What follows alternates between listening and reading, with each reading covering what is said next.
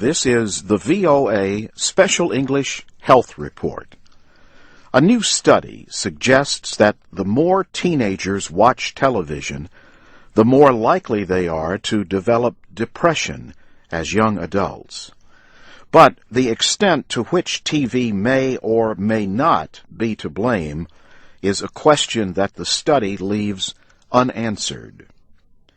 The researchers used a national long-term survey of adolescent health to investigate the relationship between media use and depression. They based their findings on more than 4,000 adolescents who were not depressed when the survey began in 1995. As part of the survey, the young people were asked how many hours of television or videos they watched daily. They were also asked how often they played computer games and listened to the radio.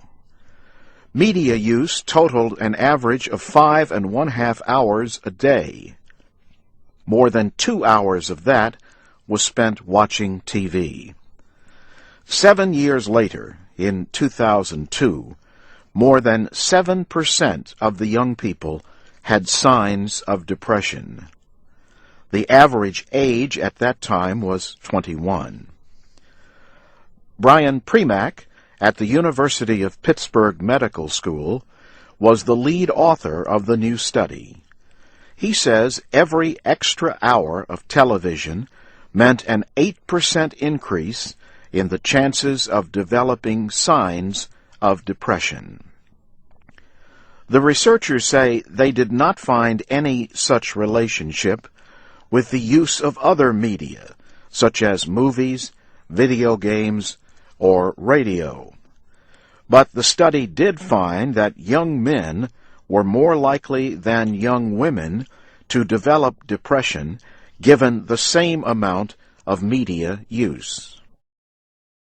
Dr. Premack says the study did not explore if watching TV causes depression.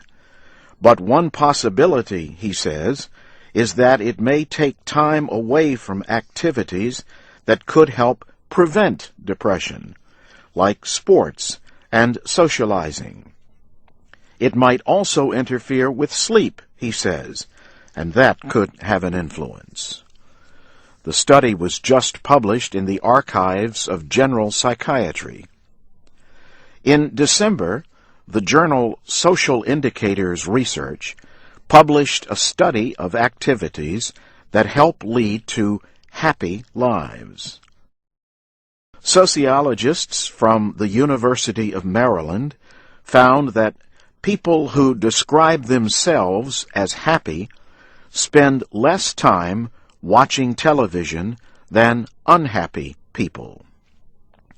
The study found that happy people are more likely to be socially active, to read, attend religious services, and to vote.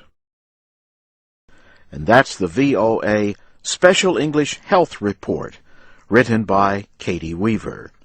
For archives of our reports, go to voaspecialenglish.com.